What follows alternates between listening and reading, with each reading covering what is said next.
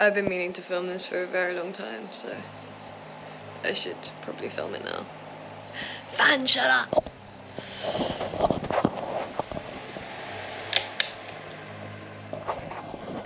Thank you, Jesus. It's my script for the video. Okay, well I'm literally sat on the floor next to my bed. I don't know where else to film. The lighting looks okay here, and I can rest my GoPro on my speaker, so this is as good a spot as any. This video has taken me so long to film because it's totally dependent on my mood. Which is interesting. Like, I had this premise of this video, right? Of me explaining just how much my life has changed in a year. Because I never thought that my dreams would come true. Like, I don't think anybody's dreams came true. Like, it's just that it didn't seem like something that's like actually happens, you know? It's just like something to motivate us. And then the past like 12 months of my life, everything changed, like everything. In the space of 1 year, I achieved goals and aspirations I didn't even think to aspire to. People will say to me, "You're living the dream," and I'd be like, yep, actually, you're right. The past 12 months of my life, they've been the most insane 12 months of my life. When I say insane, I just mean like, terrifying, heartbreaking, beautiful, like just, it's been intense. And I've genuinely achieved my dreams. I've achieved things I didn't even think to achieve. And then I kind of realized that it felt like there's a side of living the dream that nobody really talks about. So 12 months ago, I passed my driving test. For the third time, passed my driving test. One thing I needed to do when I came back to the UK, get my driver's license. Now I'm down my favorite beach with my favorite animal. The day before I go traveling. I'm so fucking proud of myself. Fuck yeah. And then like a few days later, I was headed to Japan, and Japan was a country I had always dreamed of going to. It was high on the bucket list. I had been inspired by the Studio Ghibli films I'd watched growing up. The stunning landscapes and the food and the Japanese culture that seems to just seep into the storyline. I'm in awe of the art, fascinated by the history, and just so intrigued by this country that is just so different from anywhere I've ever been. And I was headed there for an entire year of my life to go live in the mountains. And what followed was beyond anything I ever could have imagined. I'm so happy right now. I've had a good fucking day. I've spoken to some really fucking cool people where I live. It's fucking beautiful. Life, man, it's fucking good, man. Gets better, lads. Gets fucking better. I spent 4 months in the stunning Japanese mountains teaching myself to snowboard. I was surrounded by so many like-minded people. They amazed and inspired me, and I learned so much from them, and I made so many genuine connections and lifelong friendships that will stay in my heart forever. And it was just incredible. And snowboarding was not easy, you know? It was days upon days, hours upon hours of falling on my ass and just having to get back up again. Through like hard work and perseverance, I was able to do it. By the end of this season, I was flying through the powder. It was so much fun. Now, if I know that if I put time and effort into something, I'm gonna get the results, and I've proven it to myself time and time again now. Before I knew it, it was over.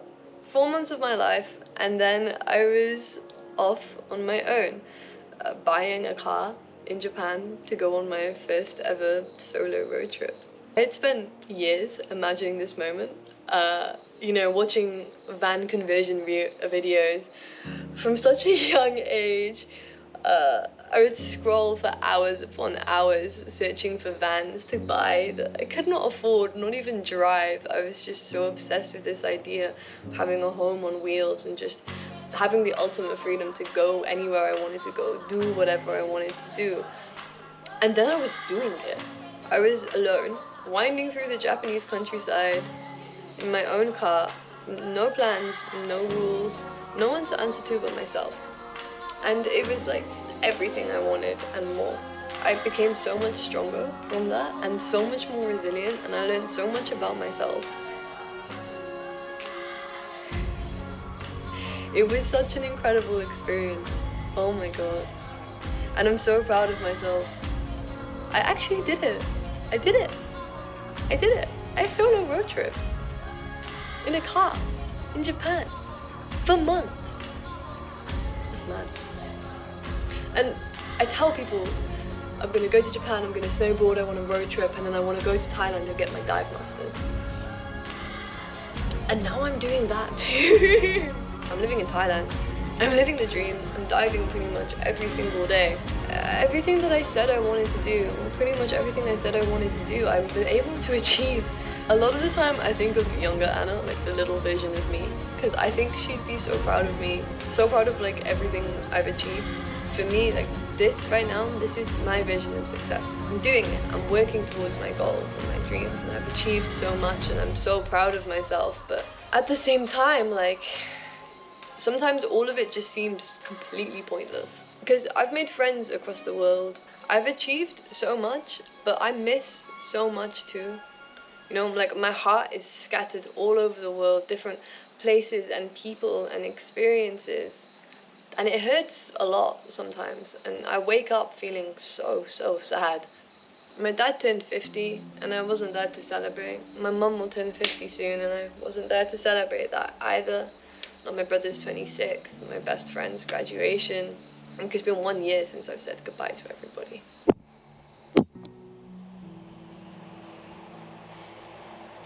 Before I came to Japan,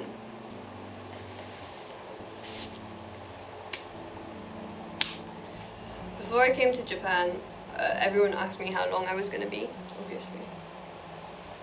And I said probably 2 years. But I kind of had this plan to surprise everybody, and I really wanted to surprise my best mate at her graduation. It's some girls I've grown up with my entire life, and I kind of assumed that we'd achieve everything together. And not just the achievements, just we were all there at my friend's grandma's funeral. We'll all be there at our weddings. And my best mate's graduation, I really thought I'd be able to make it at the time. And then I just forgot, I guess, and I got so focused on everything that I want for me in the future.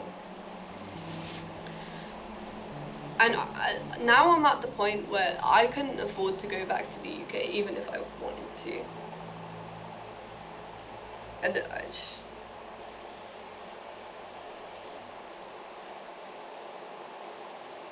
I just didn't think I wouldn't be there for her graduation.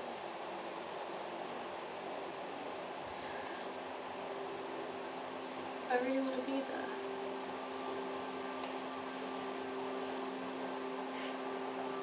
I haven't cried in months. I genuinely have problems. I really need to have a good cry.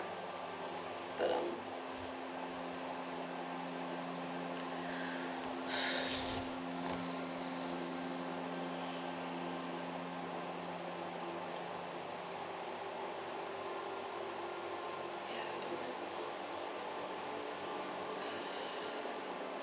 I just don't know. I've done so much, but I don't have anyone to share it with. And it makes me wonder if I've achieved anything at all. And that's what makes it feel pointless, because sometimes I'd rather just be sat in my bedroom back in the UK, sat on the bed with my friends, just chatting and eating cake and just being in their presence and going to the beach and going to parties. I miss my dog and my cat. I miss the birthday cake I should have had to celebrate my father. I miss the hugs and the laughter. But I also know that if I was there, then I would miss the monkeys and my friends here and the sun on my face. That's quite nice. And then living the dream is so bloody difficult. I spent years working my ass off to save enough money to go on these trips. And I've spent endless hours feeling lonely. The time that I spent Traveling this year, it allowed me to grow so much as a person, but often that was the result of feeling like shit, basically. I spent at least a month during my ski season working on myself to resolve some issues from the past, and that was really tough. And I felt so out of my depth, surrounded by people who had been snowboarding their entire lives, whereas I could barely stand up. And I'm constantly uprooting myself, searching for the next adventure, and it gets lonely. It gets really lonely. But then again, that's just life. And it can be a bit shit sometimes. And the fact is that you can be lonely anywhere in the world. Whether on your own or surrounded by people, loneliness is something that affects all of us. And as for everything I've done, that was the choice that I made. I took the leap, I left everything behind, and so far it's been incredible. And I'm not gonna stop. Not now, and not for a very long time. I'm gonna keep going. I'm gonna keep going, keep chasing my dreams, because there's so much more to see and do and explore. I miss everyone a lot, but if I was with them, then I'd miss the opportunities that I've made for myself out here. So here it is. I'm living the dream, even if it's not what I thought it would be. And that's the beauty of it. The dream is still unfolding, and I'm still living in it. So please, go hug your friends and family. Tell them how much they mean to you. And take the first step to achieving your dreams. I mean, it won't come easy, but at least you will have started.